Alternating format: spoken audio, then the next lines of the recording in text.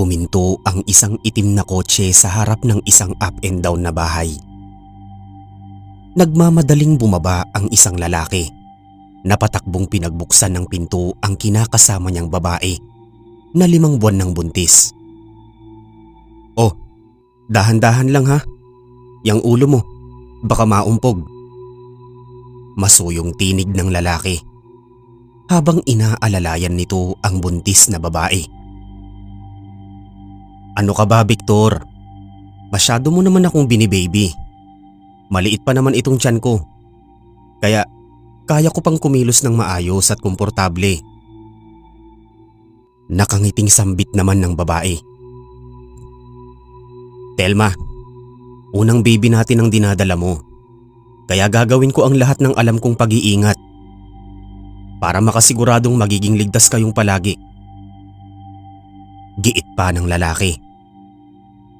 Akay-akay pa ni Victor si Telma habang naglalakad na sila patungo sa kanilang tahanan. Bumukas ang harapang pintuan ng kanilang bahay at lumabas ang isang ali para salubungin sila. "Aling Doray, pakikuha na lang po ng mga binili namin sa likod ng sasakyan." Atas ni Telma sa kanilang kasambahay. Pagpasok nila sa loob ng kanilang bahay, ay nakita nila ang batang babae na abala sa pagguhit. Siya ay si Kate, ang anak ni Telma sa una nitong asawa. Naupo si Telma sa sopa sa tabi ng kanyang anak. Pinagmasdan nito ang mga imaheng iginuguhit ng batang babae at siya ay napangiti na lang ng mapait. Iginuguhit ng bata ang larawan nila bilang isang masayang pamilya. Silang tatlo nang yumaon nitong ama, si Telma at siya. Hinaplos ni Telma ang buhok ng kanyang anak. Dama niya ang pangungulila nito sa ama na hindi nito magawang maibaling kay Victor. Pero umaasa pa rin siya na darating din ang araw na magagawa ring matanggap ni Kate ang bago nitong kinakasama. Ma'am, alin po dito ang iluluto kong pananghalian?" Usisa ni Aling Doray. "Bahala na po kayo, Aling Doray. Kung alin na lang po dyan ang mas madaling lutuin." Tugon ni Telma. Naglakad naman na palapit sa kanila si Victor. Dala ang isang galon ng ice cream bilang pampaamo nito sa batang babae. Inilapag ng lalaki ang ice cream at ang 3 baso. Binuksan nito ang takip ng malamig na pagkain at nagtakal na siya para sa 3 baso na may tig-iisa na ring mga kutsarita. Maalinsangan ang panahon ngayon, kaya perfect itong pampalamig. Nakangiting wika pa ng lalaki bago nito inilapag sa harapan ng batang babae ang baso na may lamang ice cream. "O anong sasabihin mo ngayon sa Papa Victor mo?" tanong ni Telma sa kanyang anak. Huminto sa pagguhit ang bata bago nito pinakatitigan ng ice cream na nasa baso. Natigilan na lamang sina Telma at Victor nang tinabig ng batang babae ang ibinigay sa kanyang matamis na pampalamig. "Kate, ano ba sa palagay mo yung ginawa mo, ha?" Bulyaw ni Telma. Pero umirap lang ang batang babae sa kanilang dalawa ni Victor bago ito padabog na tumayo at mabibigat ang mga yabag na umakyat sa hagdanan patungo sa ikalawang palapag ng kanilang bahay. Napalingon na lang si Telma sa kinakasama nitong lalaki at wala siyang mahugot na mga salita para bigyang katuwiran ng ginawang kabastusan ng kanyang anak. "I'm so sorry, Victor. Alam kong ginagawa mo ang lahat para makuha ang loob niya. But I will ask you again na habaan mo pa sana ang iyong pasensya." May pagsamong wika ni Telma. "Palagi nang nangyayari ang ganito, Telma. Kaya ayos lang ang lahat sa akin. Si Kate 2 taong gulang pa lamang nang pumanaw ang kanyang ama. At ngayon siya ay 6 na taong gulang lamang at labis pang nalilito. Napakamura pa ng isipan niya para maunawaan ng lahat sa atin. Lalo pat hindi pa rin niya matanggap ang pagkawala ng kanyang ama. Pero pangako, hindi ako susuko sa pagsuyo sa kanya hanggang sa makuha ko ang loob niya. Tugon ni Victor habang nakahawak ito sa mga kamay ni Telma. Salamat, Victor. Alam ko kung gaano rin ito kahirap para sa'yo. Pero pasasaan ba't magagawa din niyang tanggapin ang lahat sa tamang panahon? Saad pa ni Telma bago nito hinagkan sa labi ang ikalawang lalaki na minahal niya. Kinagabihan, paakyat ng hagdan si Telma dala ang isang plastic tray na naglalaman ng mga makakain. Mula kasi kaninang pumanik si Kate ay hindi na ito lumabas pa ng kanyang silid at bumaba para maghapunan. Kate anak, ang mama to. Dinalhan kita ng makakain mo. Pagtawag ng ginang sa kanyang anak. Halos 1 minutong naghintay si Telma sa may pintuan. Hanggang sa napaluha na lang siya at napabuntong hininga. Ni sumagot ay hindi man lang nagawa ni Kate. Paalis na siya sa harap ng silid ng kanyang anak nang marinig niya ang pagbukas ng pinto. Lumabas pa ang batang babae ng silid nito at lumingon sa kaliwat kanan bago ito muling pumasok. Nagtaka si Telma sa kinikilos ng kanyang anak pero pinilit na lang niyang ngumiti. Pwede ba akong pumasok? Tanong niya sa kanyang anak. Tumitig muna ng mariin sa kanya ang batang babae bago ito tumango ng marahan at lumakad patungo sa higaan nito. Inilapag ni Telma ang plastic tray sa maliit na mesa sa tabi ng higaan ni Kate. Naupo siya sa kama ng bata at sinubukan niyang muli itong kausapin ng masinsinan. Hindi ako galit sa'yo dahil sa ginawa mo kanina. At hindi rin galit sa'yo ang Papa Victor mo. Malumanay na wika ni Telma. Muling naging mabalasik ang itsura ni Kate. Namaluktot ito at binalot nito ng kumot ang kalahati ng kanyang katawan. Ilang beses ko na bang sinabi sa inyo na hindi ko siya matatanggap bilang ikalawang papa ko? Isa lang ang papa ko at hindi natin siya maaaring kalimutan na lang. Mariing tinig ng batang babae. Napasapo sa kanyang ulo si Telma. Naluha at napailing. Hindi ko naman sinabi sa'yo na kalimutan na natin ang papa mo.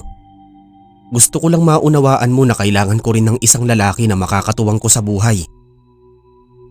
Mahirap ipaintindi ito sa'yo ngayon pero sana ay bigyan mo naman ng pagkakataon si Victor. Ginagawa naman niya ang lahat para makuha niya ang loob mo. Mahal ako ni Victor at gusto niyang maiparamdam din sa'yo ang pagmamahal na yun. Giit ni Telma. Sinabi ko naman na noong una pa lang na ayoko sa kanya pero siya pa rin ang pinili mo. Ayokong palitan mo si Papa. Ayokong basta mo na lang siyang kakalimutan. Tugon ni Kate na naluluha na rin. Hinayaan na ni Telma na tumulo ang pinipigil niyang luha. Marami pa siyang nais sabihin at ipaintindi sa kanyang anak pero ramdam niyang hindi rin siya uunawain ng bata. Naisip niyang marahil ay hindi pa talaga handa si Kate para tanggapin si Victor sa pamilya nila. Pinahid niya ang kanyang mga luha at sinikap niyang muli na ngumiti kahit naninikip ang dibdib niya. Sige na, sa ibang araw na lang tayo mag-usap muli. Kumain ka na muna. Dito lang muna ako. Babantayan kita. Masuyong tinig ni Telma bago nito hinaplos sa pisngi ang kanyang anak. Masama siyang lalaki, Mama. Sinabi ko na ito sa'yo noon pa. Biglang naging iba ang tono ng tinig ni Kate habang malikot ang mga mata nito. Nangunot ang noo ni Telma at napasunod din ang mga mata nito kung saan babaling ang tingin ng kanyang anak. Ilang taon pa lang kayong nagsasama pero akala mo ay kilala mo na siya ng lubusan. Alam mo ba kung saan siya nagpupunta tuwing aalis siya dito sa bahay? Alam mo ba kung anong ginagawa niya? Wika ng batang babae na para bang isa na itong taong nasa hustong gulang kung magsalita. Isang negosyante si Victor at umaalis siya dito ng 3 beses sa isang linggo para asikasuhin ang negosyo niya. Pero ngayon magkakaanak na kami, ay 1 beses sa 1 linggo na lang siya umaalis. Ano bang kakaiba sa ginagawa niya? Tugon ni Telma. Natanong mo na ba kung ano ang negosyo niya? Kung bakit tuwing aalis siya ay kinaumagahan na ang balik niya? Mga katanungan pa ni Kate. Nanlaki ang mga mata ni Telma. Bakit nga ba wala sa isip niya ang mga detalyeng ito? Ang alam niya ay umaalis si Victor ng maaga. Nakasuot ng purong itim na Amerikana at wala man lang dala na kahit na ano. Muling napasapo ang ginang sa ulo nito. Bigla siyang nakadama ng pagkahilo at panghihina. Kung ano man niyang iniisip mo tungkol kay Victor ay hindi yan totoo. Napakabuti niyang tao, kaya sana ay dumating yung araw na matatanggap mo rin siya. Sila nitong ipinagbubuntis ko. Magiging ate ka na. Hindi ka ba natutuwa? Pinilit ni Telma na maging kalmado at muling malumanay magsalita. Hindi ko siya matatanggap at hindi ko rin kikilalanin bilang kapatid ang batang yan. Hindi yan isang tao, ma. Katulad din yan ng kanyang ama. Giit pa ni Kate na dinuduro pa ang maumbok na tiyan ng kanyang ina. Nag-init ang pakiramdam ni Telma. Nais na sana niyang bigyan ng malutong na sampal ang kanyang anak pero pinilit niyang magtimpi. Gusto niyang amuhin ang loob ni Kate at ang pagbuhatan niya ito ng kamay ay hindi makakatulong sa kanyang problema. Alam kong masama ang tingin mo kay Victor dahil sa tingin mo ay papalitan niya ang papa mo dito sa puso ko. Pero iba ang puwang na iniwan ng papa mo sa mga puso natin at iba rin ang puwang na ibinigay ko para kay Victor. Hindi niya pwedeng kunin ang puwang sa puso ko na para sa papa mo. Kung hindi mo talaga siya matatanggap, sana kahit ito na lang bata sa sinapupunan ko ang kilalanin mo. Pareho kayong mula sa dugo at laman ko. Magkapatid kayo. Pagsamo ni Telma, bago nito yapusin ang kanyang anak. May ilang sandali din silang nagyakap ng tahimik hanggang sa bumitaw na si Kate at sumandal sa may headboard ng higaan nito. Marami pa sana akong gustong sabihin sa inyo, ma. Pero seryosong wika ni Kate na hindi nito itinuloy bago ito lumingon sa may pintuan ng silid nito. Napasunod din ng tingin si Telma sa may pintuan at nagtaka siya kung bakit natuon ang pansin ni Kate doon.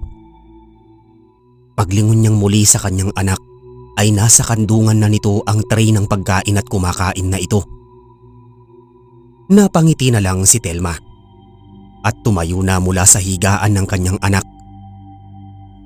Sige, ubusin mo yung pagkain mo, ha? Sasabihan ko na lang mamaya si Aling Doray na pumanik dito para dalhan ka ng gatas. Kailangan ko na ring magpahinga. Medyo sumasakit kasi ang ulo ko. Saad ni Telma at akma na itong pipihit patalikod ng Ma?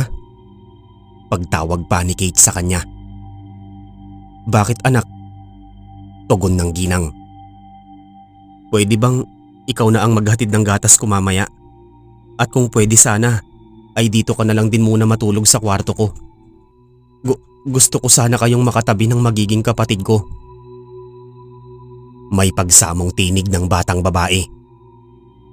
Naging maaliwalas ang anyo ni Telma. Napangiti siya na may luha ng kagalakan. Tumango siya at muling lumapit sa kanyang anak. Hinagkan niya si Kate sa noo bago siya bumulong. Magpapaalam lang ako kay Victor. Babalik ako mamaya. Nakangiting wika ng ginang bago ito lumakad patungo sa may pintuan. Nilingon pa niyang muli ang kanyang anak at nginitian bago niya pinihit ang siradura ng pinto. Pagbukas niya ng pintuan ay tumambad sa harap niya si Victor na bigla na lang din sa pagbukas ng pintuan. Anong ginagawa mo dito? Pabulong na usisa ni Telma. Wala. Nakikinig lang ako sa usapan niyo. Ano? Ayos lang daw ba siya? Sinabi mo ba na hindi ako galit sa kanya?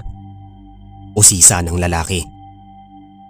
Isinara ni Telma ang pinto at marahan nitong itinulak si Victor patungo sa kanilang silid. Gusto niyang doon ako matulog sa silid niya ngayong gabi. At sinabi din niyang gusto niya kaming makasama. Kami nitong kapatid niya. Masayang tinig ni Telma. Talaga? Sinabi niyang kapatid niya ang baby natin? Maluhaluhang wika ni Victor. Tumango si Telma na may luha din ng kagalakan. Sige. Ayos yan. Doon ka muna matulog ngayong gabi. O kahit ilang gabi pa. Kung kinakailangan. Para lang gumaan ang loob niya sa batang dinadala mo. Saad pa ni Victor. Bago nito niyakap si Telma. Makaraan nga ang ilang minuto ay muli nang bumalik si Telma sa silid ni Kate. Dala na nito ang isang basong gatas at isang storybook. Kate anak, dala ko na itong gatas mo. Sambit niya habang papasok siya ng silid. Pero napangiti na lang siya nang nakita niyang nakatulog na ang kanyang anak. Inilapag ni Telma ang basong may gatas sa ibabaw ng mesa, sa tabi ng pinagkainan ni Kate. Inayos pa niya ang pagkakahiga ng kanyang anak at kinumutan din niya ito ng maayos. Pinagmasdan niya ang mga iginuhit ni Kate na nakadikit sa dingding ng silid. Muli na lang siyang naluha dahil halos lahat ng mga nakikita niyang iginuhit ng kanyang anak ay mga larawan nila na buong pamilya o di kaya ay ang imahe ng yumao niyang asawa. Sa murang edad ni Kate ay may angking talento na talaga ito sa pagguhit tulad ng sa kanyang ama. Sa kanyang gulang na 6 na taon ay makikita na talaga ang husay ng kamay nito sa pagbibigay buhay sa imahe ng isang tao na iginuguhit niya. Di man kasing perpekto o kasing husay ng mga likha o guhit ng mga batikang artist ang gawa niya, ay makikita na talaga sa mga drawing niya ang malaking pagkakatulad sa mukha ng taong iginuhit niya. Kinuha muna ni Telma ang kinainan ni Kate para dalhin na sa may kusina. Siya na lang din ang uminom sa gatas na tinimpla niya bago siya muling pumanik at pumasok sa silid ng kanyang anak. Pagkapasok niya muli ng silid ay naglakad na si Telma patungo sa kabilang panig ng kama. Tatabihan na niya ang kanyang anak sa pagtulog, gaya ng hiling ng bata. Natabig ng paa niya ang isang bagay na nasa ilalim ng kama. Napatingin siya dito at nakita niyang ito ang sketchbook ni Kate. Napangiti siya bago niya dinampot ang sketchbook. Naupo siya sa kama at ipinatong niya ito sa kanyang kandungan. Pagbuklat niya ay una niyang nakita ang imahe ng kalikasan, mga hayop at mga bulaklak. Sa sumunod na mga pahina ay larawan naman nilang mag-anak. Matamis ang pagkakangiti ni Telma habang isa-isa niyang pinagmamasdan ang bawat drawing ng kanyang anak, hanggang sa dahan-dahang nabura ang ngiti niya. Sa mga huling pahina ng sketchbook ay naging magulo na ang mga imaheng nakikita niya. May imahe na purong itim o kadiliman at sa gitna nito ay may dalawang nagliwanag na mga mata. May imahe pa ng isang kotse na wasak ang harapan na sumalpok sa isang puno. Naging mas madilim, mas malagim at mas magulo ang mga sumunod na drawing ni Kate habang binubuklat ni Telma ang bawat pahina. Hanggang sa nahinto siya sa pagbuklat nang makita niya ang imahe ng isang nilalang na may malapad na pakpak at may mahahabang sungay. Isang halimaw o demonyo na may maluwang na bibig, na may matutulis na mga ngipin at nanlilisik ang mga mata.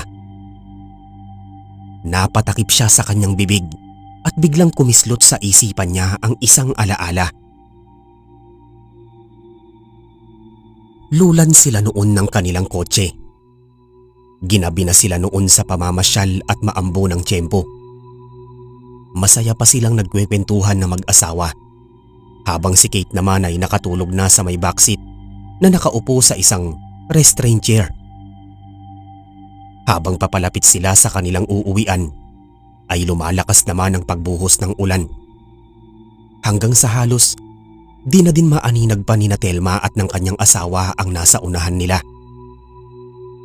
Bahagya na lang na binagalan ng lalaki ang pagmamaneho nito gaya ng payo ni Telma. Pero anumang pag-iingat nila ay sadyang may tao pa ring may hatid na disgrasya. Isang kotse ang pumasok sa linya ng sasakyan nila at para maiwasan ang pagbangga nito sa kanilang sasakyan ay kinabig ng lalaki ang manabela at nawala sa kontrol ang kanilang kotse. Lumabas sa linya ng kalsada ang sinasakyan nila at nagpagewang-gewang ito hanggang sa sumalpok sa isang puno sa gilid ng daan. Ang lalaki ang napuruhan ng husto sa kanilang pagbangga at agad itong binawian ng buhay. Nagtamo naman si Telma ng malaking sugat sa kanyang ulo at ang mga galos sa kanyang mga hita at binti. Nanlalabo ang paningin ni Telma habang sinisikap nitong maalis ang seatbelt. Pero parang walang lakas ang mga kamay niya para magawa ang nais niya. Dinig niya ang pagpalahaw ng iyak ni Kate at nais niya itong patahanin at kargahin. Pero hindi siya makaalis sa kanyang kinauupuan. Maya-maya pa ay natigilan siya nang marinig niya ang pagkalampag sa may nawasak na hood ng kanilang kotse. Umuga pa ang bumanggang sasakyan nang lumapag ang isang nilalang na hindi niya mawari ang anyo. Inakala niya na si kamatayan na ang makikita niya noong sandaling yun. Pinakatitigan pa siya ng nilalang habang humihilig-hilig ang ulo nito. Tumalon mula sa ibabaw ng hood ang nilalang na may mahabang sungay at malalapad na pakpak. Naglakad ito patungo sa gilid ng sasakyan at pasinghap-singhap sa hangin. Ngumisi pa ito at nagsilitaw ang matutulis nitong mga ngipin. Narinig na lang ni Telma na bumukas ang likurang pintuan ng kotse. Mas lalo pang lumakas ang iyak ni Kate. Kaya mas lalo ring nataranta si Telma. Nais man niyang pumihit para lingunin ang kinaroroonan ng nakakatakot na nilalang, ay hirap siyang ipihit ang ulo niya at katawan. Nakita na lang niya sa may rearview mirror ang pagkilos ng nilalang para maabot ang umiiyak na bata. Pinilit niyang makapagsalita at sa nanghihina niyang tinig ay nagmakaawa siya sa nilalang. Wag ang anak ko. Para mo ng awa. Ako na lang ang kunin mo. Napakabata pa niya. May pagsamong tinig ni Telma. Napalingon sa rearview mirror ang nilalang at nagtama ang mga paningin nila. Narinig na lang ni Telma ang malakas na pag-angil ng nilalang bago tuluyang nagdilim ang paningin niya.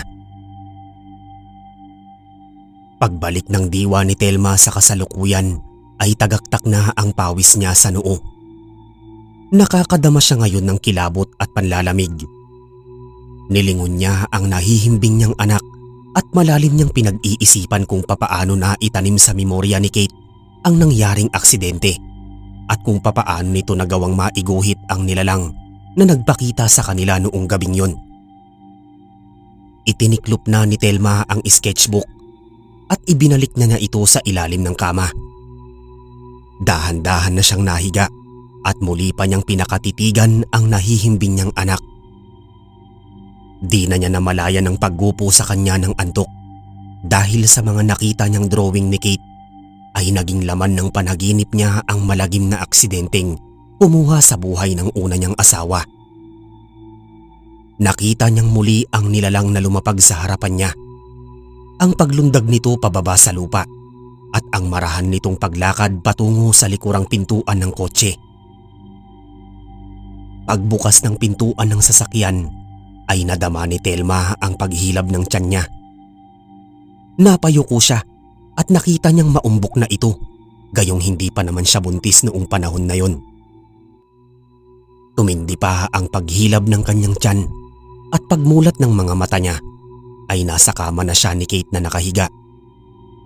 Ramdam niya na parang may pumupunit sa tiyan niya at sa pagbaba niya ng kanyang paningin ay nakita niya na wakwak na ang kanyang tiyan at nakaibabaw sa kanya si Kate na nanlilimahid na sa dugo.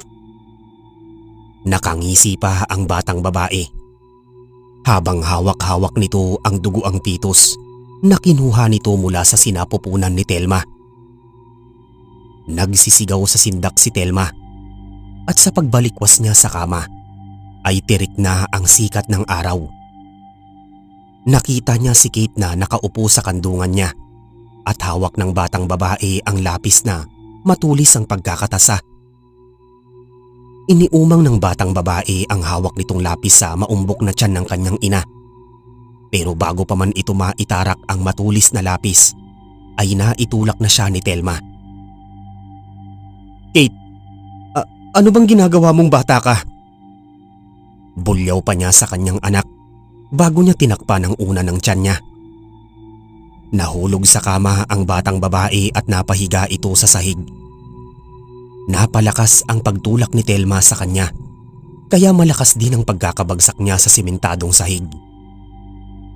Pero tila baliwala lang sa batang babae ang pagbagsak nito. Mabilis itong bumangon at tumayo at pumormang muli para itarak sa tiyan ng kanyang ina ang hawak nitong lapis. Biglang bumukas ang pintuan ng silid at humahangos na pumasok si Victor kasama si Aling Doray. "Anong nangyari dito? Bakit ka napasigaw?" Nag-aalalang usisa ng lalaki. Ibinaba ni Kate ang kamay nito na may hawak na lapis. Naupo ito sa harap ng kanyang study table at nanahimik lang habang nakatingin ito sa may bintana. Wala. Nanaginip lang ako ng masama." Saad ni Telma bago nito nilingon ng kanyang anak. Biglang napatayo si Kate mula sa kinauupuan nito at lumapit ito sa bintana ng kanyang silid. Tumanaw lang ito sa ibaba na parang may kung ano itong pinagmamasdan ng mariin. Tumayo naman sa may kama si Telma at inayos ang higaan ng kanyang anak. Sigurado ka bang ayos lang ang lahat?" Usisa pa ni Victor bago nito tinapunan ng tingin ang batang babae na nakadungaw lang sa bintana. Tumangulang naman si Telma habang itinutupi nito ang kumot. "Oo, ayos lang kami. Gumayak ka na. Di ba may aasikasuhin ka pa ngayong araw?" Wika ng ginang. Napabuntong hininga na lang ang lalaki bago ito lumabas ng silid. "Aling Doray, kayo na lang po muna ang mag-asikaso sa mga kailangan ni Victor. Dito lang muna ako sa silid ni Kate." Atas ni Telma sa kanilang kasambahay. Tumangulang naman si Aling Doray bago ito napalingon ng saglit sa batang babae. Paglabas ng kanilang kasambahay ay isinara na ni Telma ang pintuan ng silid. Naglakad na siya palapit sa kinatatayuan ni Kate at dumungaw din siya sa labas ng bintana. Nakita niya sa ibaba sa kabilang silid ng kalsada ang matandang lalaki na isang palaboy. Madalas niyang nakikita ang palaboy na yon sa labas ng simbahan, sa pamilihan at kung saan-saan pang parte ng kanilang bayan. Kabisado na ng marami nilang kalugar ang naturang palaboy na madalas nagsasalita o nangangaral ng mga bagay na patungkol sa pananampalataya at pagbabalik loob sa lumikha. Minsan ay nagbibigay din ito ng mga babala sa nalalapit daw na pagkagunaw ng mundo at sa paghahari daw ng kadiliman sa puso ng bawat tao. Matagal na nakatitig lang sa bintana ng kanilang bahay ang palaboy na matanda. Paglingon ni Telma kay Kate ay nakita niyang nakangiti pa ang kanyang anak at nagawa pa nitong kumaway sa palaboy na matanda. Umalis lang ang palaboy sa tapat ng kanilang bahay. Nang lumabas na ang kotse kung saan nakasakay si Victor. Naglakad na papalayo yung matandang pulubi, ngunit palingon-lingon pa rin sa kanilang bahay. Nang di na matanaw pa ni Kate yung matandang pulubi ay nagbalik na muli ang matamlay nitong anyo. Lumayo na ito sa may bintana at diretso nang lumabas ng kanyang silid. "Aling Doray? Aling Doray!" Pagtawag ni Telma sa kanilang kasambahay habang pababa na ito ng hagdanan. Paglampas niya sa pinakahuling baitang ng hagdan ay nawalan siya ng balanse. May natapakan siyang langis sa puting sahig na naging sanhi para madulas siya. Pasalampak siyang bumagsak at dama niya kaagad ang paghilab ng tiyan niya. Pagyuko niya ay napatili na lang siya ng malakas dahil dinudugo na siya ng husto. "Ma'am? Ma'am, Diyos ko! Anong nangyari sa inyo?" Sigaw ni Aling Doray na papalapit na para daluhan siya. May naapakan po akong madulas sa sahig. Aling Doray, hindi ko po kayang tumayo. Wala na po akong maramdaman mula sa balakang ko pababa." Umiiyak na sambit ni Telma. Di na malaman pa ni Aling Doray kung ano ang kanyang gagawin. Maliit lamang siyang ali, kaya kahit napilit niyang akayin patayo ang ginang, ay hirap siyang maitayo ito. Sandali lang po, ma'am. Tatawag ako ng tulong." Saad ni Aling Doray at patakbo na itong lumabas ng bahay habang sumisigaw ng saklolo. Habang namimilipit sa sakit si Telma sa kanyang kinauupuan, ay nahagip ng paningin niya si Kate na bahagyang nakakubli sa likod ng mataas na tukador. Tila nakakaloko ang ngiti ng batang babae habang nakatingin ito sa kanya.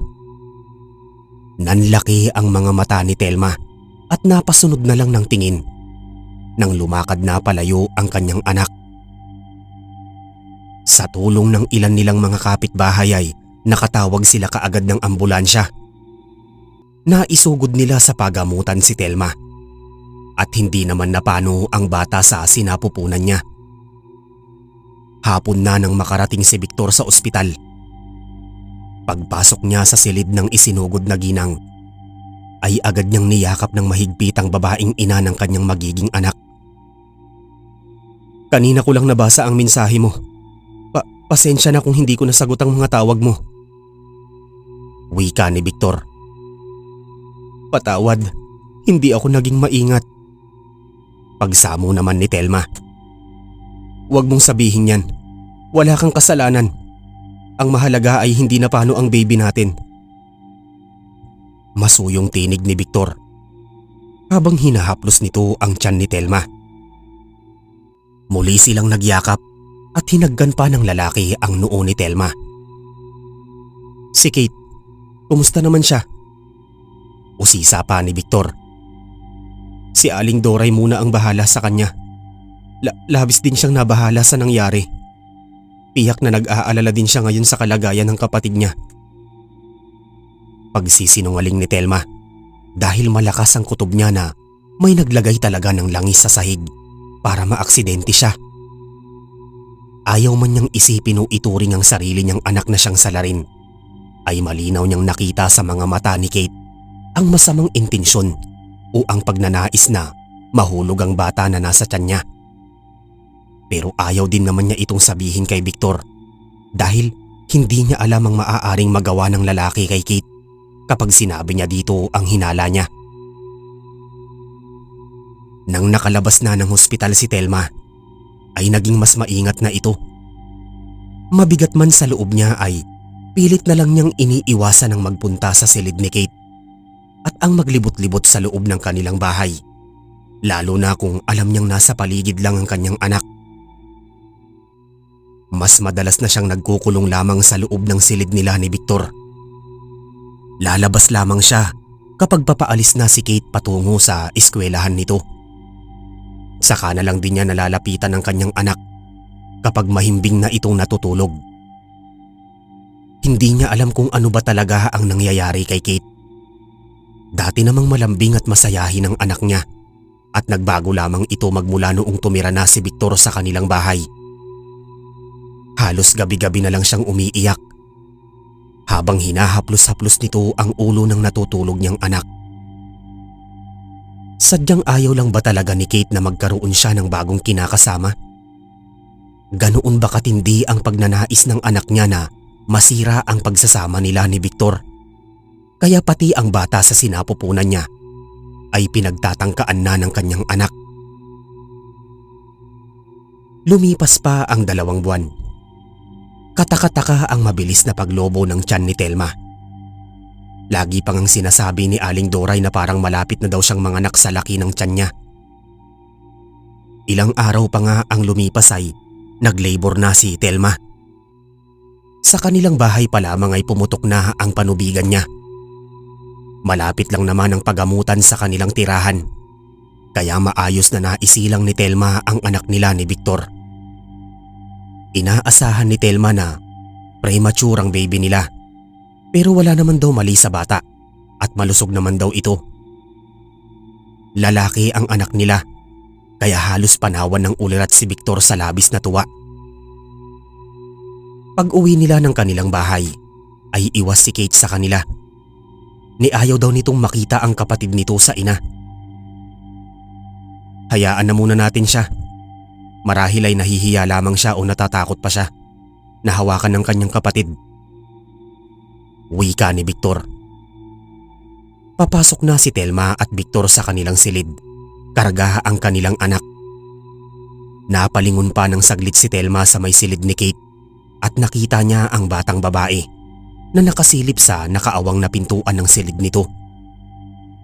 Kita ni Telma na parang nanlilisik ang mga mata ng kanyang anak. Nakadama siya ng kakaibang kilabot at parang nanlamig bigla sa kanyang pakiramdam. Gaya ng nakasanayan na ni Telma, ay saka lamang siya lalabas ng kanilang silid kapag nakaalis na si Kate. Hindi niya basta-basta iniiwan ng baby niya. Kahit na nga ang paligo niya ay minamadali rin niya. Kahit na mahimbing pa ang tulog ng kanyang baby. Lumipas ang ilang linggo na naging maayos lang ang lahat. Wala naman ang ipinapakitang hindi maganda si Kate.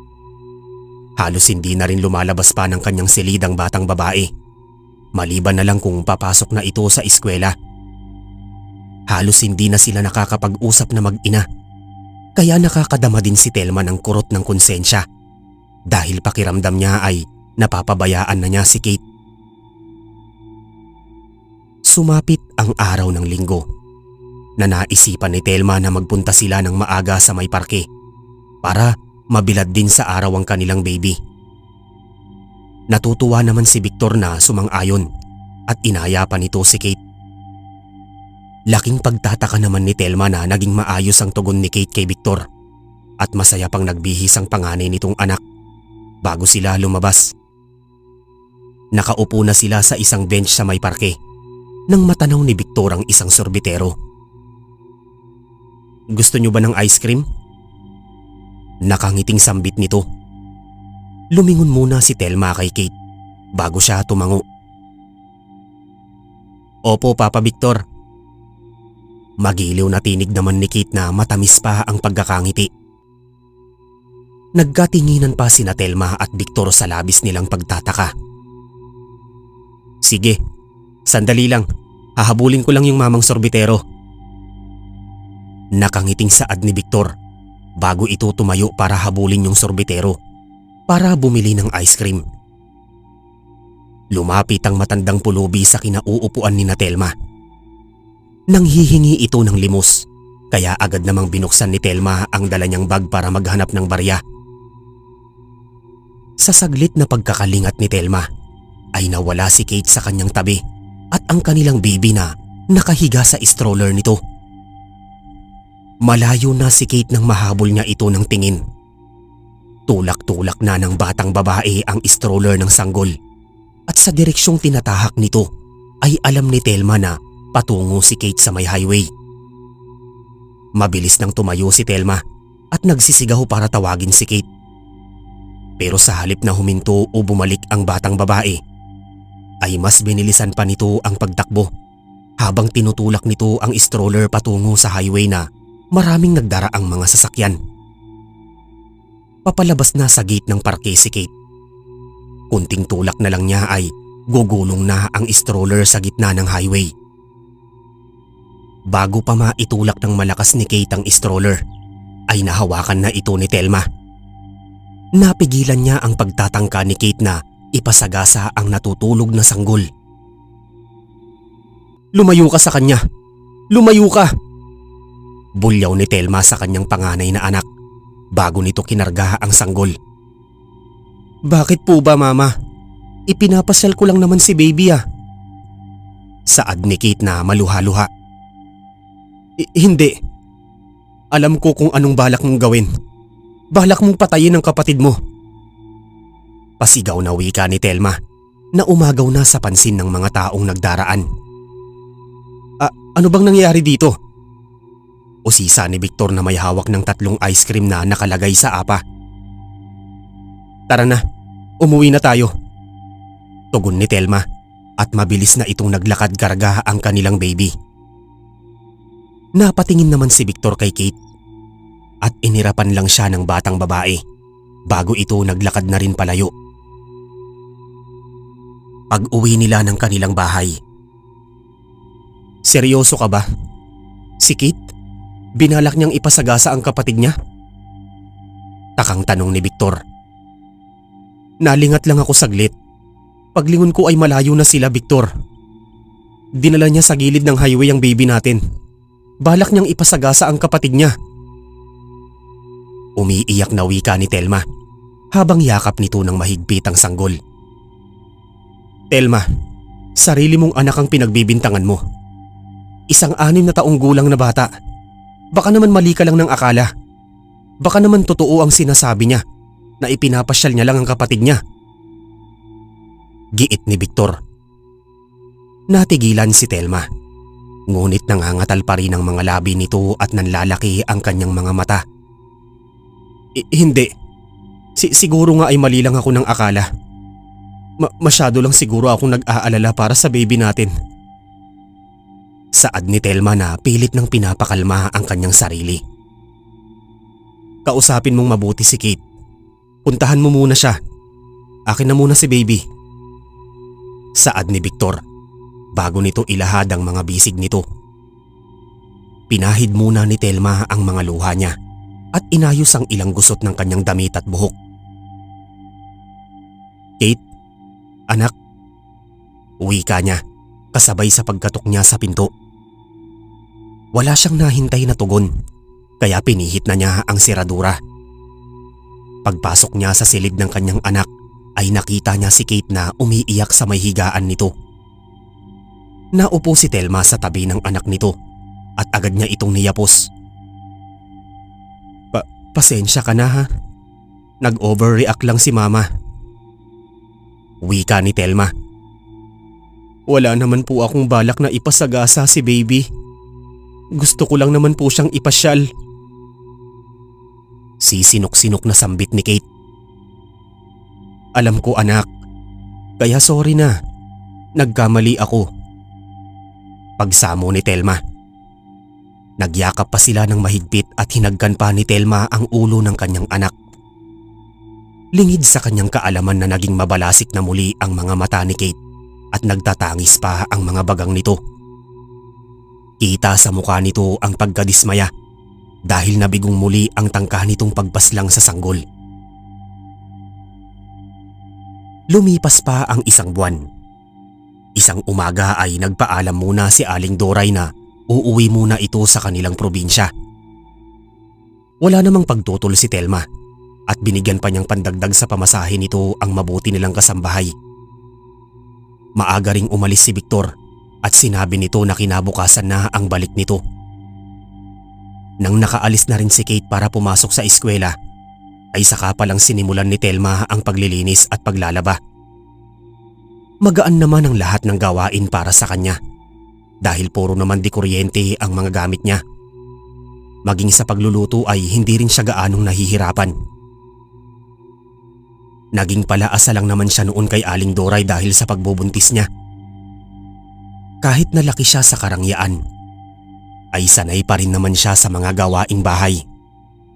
Kaya kahit na siya na lang ang kumikilos ngayon para gampanan ng mga gawain ng isang ina, ay wala siyang problema.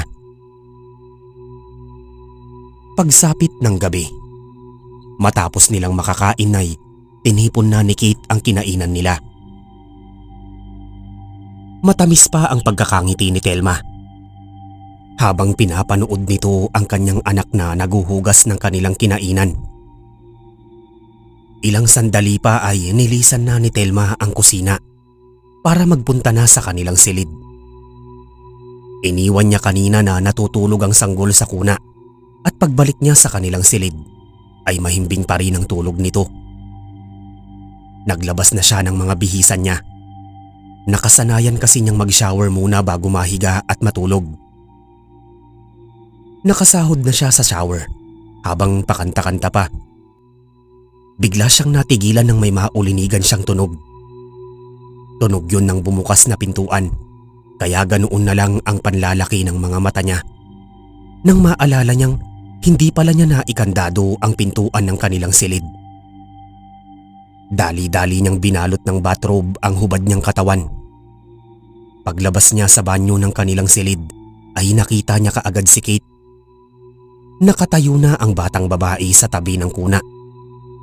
Tangan nito ang matalas na kitchen knife at mariing nakatitig sa nahihimbing na sanggol. Kate? Anak? Anong ginagawa mo dito? Bakit ka may hawak na kutsilyo? Saad ni Telma kahit alam na nito ang binabalak ng kanyang anak. Ngumisi si Kate at lumingon sa kanyang ina. Ang batang ito, ma.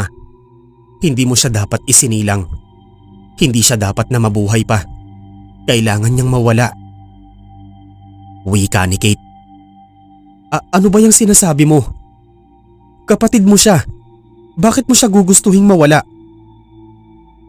Usisa ni Telma habang dahan-dahan itong papalapit sa may kuna. Iniangat ni Kate ang hawak nitong kutsilyo na nakaumang na sa nahihimbing na sanggol. Hanggang dyan ka na lang, ma.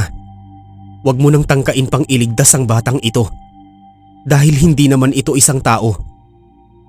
Saad ni Kate na maluha-luha ang mga mata. Magtiwala ka sa akin, ma. Para po sa inyo itong ginagawa ko. Dagdag pa nito. Huwag mong gawin yan, anak. Pakiusap. Huwag kang makikinig sa kung sino mang nag-uudyok sa'yo.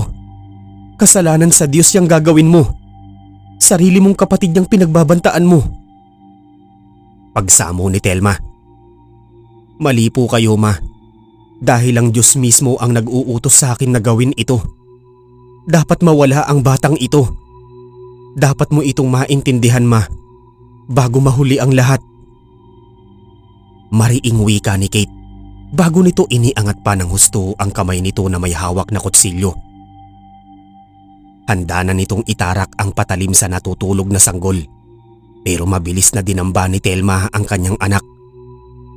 Nabuwal sila sa sahig at nagpambuno.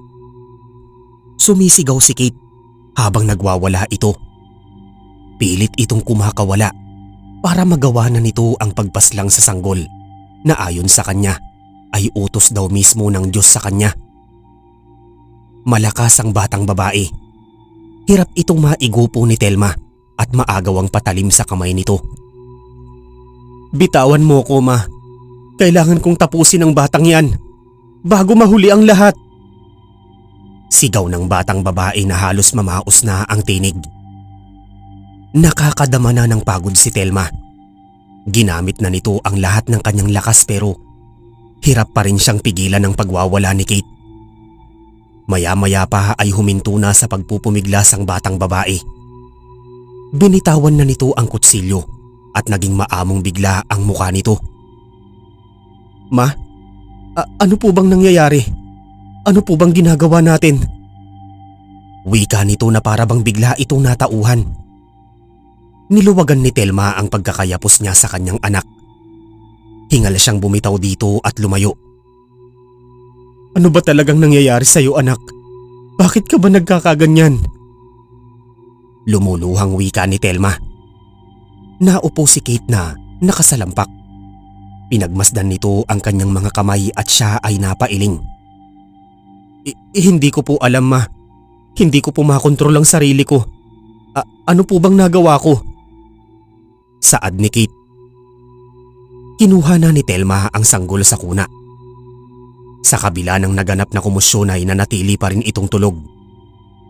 Nilingon pa ni Telma ang kutsilyo sa sahig at sinipa na niya ito palayo. Lumabas ka na. Iwan mo na kami ng kapatid mo. Bukas na natin ito pag-usapan. Wika ni Telma. Tumayo na nga si Kate at lumakad na palabas ng silid. Buong akala ni Telma ay ayos na muli ang lahat. Pero nang nasa may pintuan na si Kate ay muli itong pumihit at patakbong sumugod para agawin at sakta ng sanggol. Bago pa man makalapit ang batang babae, ay sinalubong na ito ni Telma ng sipa. Tinamaan sa kanyang sikmura si Kate at sa laki ng ginang ay tumalsik ang batang babae at napahiga sa sahig. Nang makita ni Telma na babangon pang muli si Kate, ay mabilis na siyang ibinaba sa kama ang buhat niyang sanggol. Pagbangon ng batang babae ay hinawakan niya ito sa magkabilang balikat at pinagtulakan niya ito palabas ng silid. Bitiwan mo ako, ma. Kailangang mawala ang batang yan. Kailangan niyang mamatay bago mahuli ang lahat. Paulit-ulit na sambit ni Kate habang nakikipagtulakan ito. Nanaigang lakas ni Telma dahil sa matinding pagnanais nito na protektahan ang kanyang supling. Naitulak nga niya palabas ng silid si Kate at agad niya itong pinagsarahan ng pintuan. Ilang beses pang kinalampag ng batang babae ang pinto hanggang sa naging tahimik na ang labas ng silid. Nakahinga na ng maluwag si Telma at ngayon ay pinag-iisipan na niya ang mga susunod niyang hakbang. Mananatili lang ba sila ng kanyang supling sa loob o gagawa siya ng paraan para makalabas na sila ng kanilang bahay at makahingi ng tulong? Alam niyang hindi lang si Kate ang dapat niyang katakutan ngayon dahil hindi naman magagawa ng panganay niyang anak ang mga bagay na yon. Naisip niyang posibleng sinapian si Kate ng kung anong masamang espiritu o di kaya ay yung nakita niyang nilalang noong gabing na aksidente sila na sa tingin niya ay isang demonyo o nilalang na nagmula sa ibang mundo. Maya-maya pa ay nagulantang na lang siya. Malalakas na ang mga paghataw na sa pintuan ang naririnig niya at ang gigil na ungol ni Kate sa bawat paghataw nito ng palakol. Sa puntong ito ay nagising na ang sanggol at agad nang pumalahaw ang iyak nito. Di na malaman pa ni Telma ang kanyang gagawin. Isang batang babae lang ang gumigiba sa pintuan ng kanilang silid. Pero tila isang nag-aamok na toro ang naririnig niya sa likod ng pintuan. Ilabas mo na siya, ma. Kailangan ko na siyang tapusin. Kailangan ko na itong magawa para sa ating dalawa. Garalgal na sigaw ni Kate habang winawasak nito ang pintuan.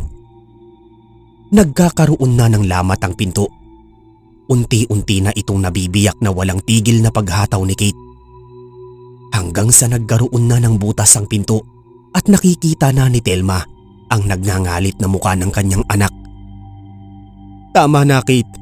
Para mo ng awa. Labanan mo kung sinong may bumubulong sa'yo. Huwag mo na siyang pakikinggan. Pagmamakaawa pa ni Telma. Mali ka ng akala, ma. Ang batang yan ang masama. Hindi ako. Isa siyang kampo ng dilim. Sila ng kanyang ama. Giit pa rin ni Kate. Nakalusot na ang braso ng batang babae sa butas na nagawa nito sa pinto. Sinisikap na nitong maabot ang siradura upang mabuksan na nito ang pintuan. Nanlaki ang mga mata ni Telma. Nagpalinga-linga siya habang nag-iisip ng kanyang gagawin. Bumaba siya ng kama at dinampot niya ang kutsilyo. Habang pinagmamasdan niya ang matalas na patalim, ay napatakip siya ng kanyang bibig. Ito na nga lang ba ang paraan para mailigtas niya ang kanyang baby? Ang tapusin na ang panganay niyang anak na sa tingin niya ay nawala na sa katinuan dahil sa masamang espiritu o demonyo na sumapi dito. Nabaling ang tingin niya sa may pintuan nang narinig niyang bumukas na ito. Tangan na ni Kate ang isang nakasinding kandila at ang maliit na galon na naglalaman ng gaas. Hanggang dyan ka na lang, Kate. O kung sino ka man, huwag ka nang magtatangkapang lumapit. Hindi kita hahayaang patayin mo ang anak ko. Mariing wika ni Telma bago nito muling kinarga ang umiiyak na sanggol. Hayaan mo na akong magawa ito, ma. Wala na tayong sapat na panahon. Malapit na nilang masakop ang buong daigdig. At ang batang yan ang nakatakdang mamuno sa kanilang hukbo. Wika ni Kate na humahakbang ng papalapit. Wag ka nang lumapit pa. Ayokong mamili sa inyong dalawa. Lumuluhang sambit ni Telma. Tama na po, ma. Kailangan nyo nang isuko sa akin ng batang yan. Mauunawaan nyo rin ito pag naging malinaw na ang lahat. Giit pa ng batang babae. Lumayo ka sa amin ng anak ko. Lumayo ka! Bulyaw pa ni Telma na iniumang na ang hawak nitong kutsilyo. Pero patuloy lang sa paglapit si Kate. Dala ang gaas at nag-aapoy na kandila. Bitawan mo na yung batang yan, ma. Nililinlang ka lang lamang ng iyong nakikita. Hindi po bata yung karga nyo, kundi isang halimaw na anak ng isang demonyo. Pasigaw na tinig ni Kate. Napalingon si Telma sa buhat niyang sanggol at napangiti siya ng mapait. Wala na talaga siyang magagawa pa, kundi ang mamili. Nasa punto na siya ngayon na isa lang talaga sa mga anak niya ang maaari niyang mailigtas. Patawad, anak. Isa lang sa inyo ang pwede kong sagipin ngayon. Saad ni Telma at mabilis na itong tumayo mula sa kama. Pasugod nitong itinarak ang kutsilyo sa dibdib ni Kate at patakbo na siyang lumabas ng silid. Pagtumba ni Kate ay tumapo ng gaas na nasa galon. Nadilaan ng apoy ng kandila ang tumapong gaas at mabilis na nilamon ng apoy ang kama, paakyat sa mga kurtina, hanggang sa kumalat na ang apoy sa buong kabahayan. Nagliliyab na ang buong bahay nang dumating si Victor. Agad itong napaluwas muli nang matanggap nito ang tawag ni Telma. Hiniheli lang ng ginang ang sanggol habang pinapanood niya sa malayo ang mga bumbero na inaapula ang apoy. Anong nangyari? Nasaan ang mga bata? Tanong ni Victor na nakatayo na sa likuran ni Telma. Isa lang sa kanila ang nailigtas ko, Victor. Wala na akong ibang pagpipilian. Lumuluhang tugon ni Telma na nakatuon pa rin ang tingin sa nasusunog nilang bahay. Hinawakan siya ni Victor sa balikat at idinantay pa ng lalaki ang ulo nito sa balikat niya. Nanlaki na lamang ang mga mata ni Telma nang bumulong si Victor sa kanya. Tama ang pinili mo, Telma. Dahil ang aking anak ang magiging hari ng mundo. Pagkat siya ang mamumuno sa hukbo na lilipol sa sangkatauhan.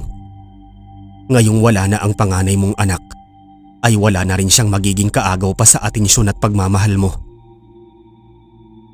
Bulong ni Victor bago ito ngumisi. Tumulo na lang ang luha ni Telma kasabay sa pagbalik ng alaala nung gabing naganap ang aksidente.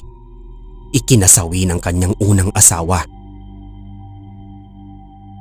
Pagtalon ng nilalang mula sa hood ng bumangga nilang kotse, ay naglakad ito patungo sa likurang pintuan ng sasakyan. Habang naglalakad ito ay unti-unti itong nagbabagong anyo bilang tao. Nang binuksan na nito ang likurang pintuan ng kotse, ay nagtama ang paningin nila sa rearview mirror at ang nakitang mukha ni Telma noong gabing yon ay ang mukha ni Victor.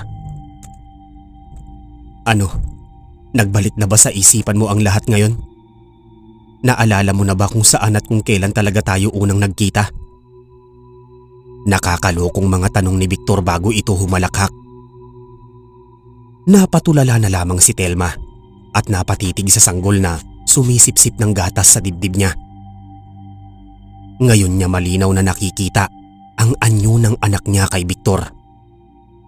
Naisip niyang ganito pala ang nakikita ni Kate. Nakikita pala ng panganay niyang anak ang totoong anyo ni Victor, pero hindi niya ito pinaniniwalaan. Kahit magsisiman siya ngayon ay wala na siyang magagawa pa. Dahil huli na ang lahat. Samantala, Buhat-buhat ngayon ng matandang pulubi si Kate. Nakatarak pa ang kutsilyo sa dibdib nito at nagtamo din ito ng mga paso sa iba't ibang parte ng katawan nito. Dinala ng matandang pulubi ang sugatang bata sa isang abandonado at sira-sirang gusali. Pumito siya ng malakas gamit ang kanyang bibig at nagsipagsindi ang mga ilaw mula sa mga kandila at mga gasera. Nagsilabas ang napakaraming mga bata, mga lalaki at mga babae na nasa edad na 5 hanggang sa 12. Inilapag ng matandang pulubi si Kate sa ibabaw ng isang luma at sira-sirang kama. Sumenyas ito sa isang dalagita na siyang pinakapanganay sa mga batang iniligtas nito. Lumapit naman ang dalagita at mariin muna nitong pinagmasda ng batang babae na nasaksak ng kutsilyo at may malulubhang mga paso. Tumango sa kanya ang matandang pulubi at iniunat ng dalaga ang mga braso nito at mga palad. Ipinikit nito ang kanyang mga mata at nagliwanag ang kanyang mga kamay. Binalot ng liwanag ang katawan ni Kate at dahan-dahang nahugot mula sa dibdib nito ang kutsilyo. Naghilom ang nasaksak nitong dibdib maging ang mga paso sa buong katawan nito. Pagmulat ni Kate ng kanyang mga mata ay napapaligiran na siya ng mga batang halos mga kaedad lang niya. Nasaan ako? Sino kayo? Usisa niya bago siya bumangon. Sila ay mga batang katulad mo. Nalinlang din ng mga nilalang na yun ang kanilang ama o ina. Gaya mo ay nagtataglay din sila ng espesyal na abilidad o kapangyarihan. Tinipon ko kayong lahat dahil kayo ang mga pinili. Kayo ay kabilang sa magiging hukbo ng liwanag laban sa kadiliman. Wika ng matandang pulubi. Ako? May kapangyarihan? Takang tanong ni Kate habang pinagmamasdan nito ang kanyang mga kamay. Taglay mo ang kakaibang lakas at liksi. Sa lahat ng mga pinili ay ikaw ang nakatakdang mamuno sa hukbo ng liwanag. Nalalapit na ang huling pagtutuos. Unti-unti nang sinasakop ng mga kampo ng dilim ang buong daigdig. 10 taon mula ngayon, lalaganap na sa buong mundo ang kanilang punla at lilipunin na nila ang sangkatauhan. Magiging tungkulin nyo na labanan sila at pigilan ang pagkagunaw ng mundo. Wika ng matandang pulubi. Sino po ba talaga kayo? At ano po ba kayo? Usisa pa ni Kate. Ngumiti ang matandang pulubi at humakbang itong palayo. Ako ay isang hamak lamang na mensahero. Ang pangalan ko ay Gabriel. Isa akong... Saad ng matandang pulubi bago ito binalot ng nakakasilaw na liwanag at nagbagong anyo. Nagkaroon ito ng maningning na baluti at bumuka ang napakaputi nitong mga pakpak. Arkanghel? Bulalas ni Kate na namimilog ang mga mata.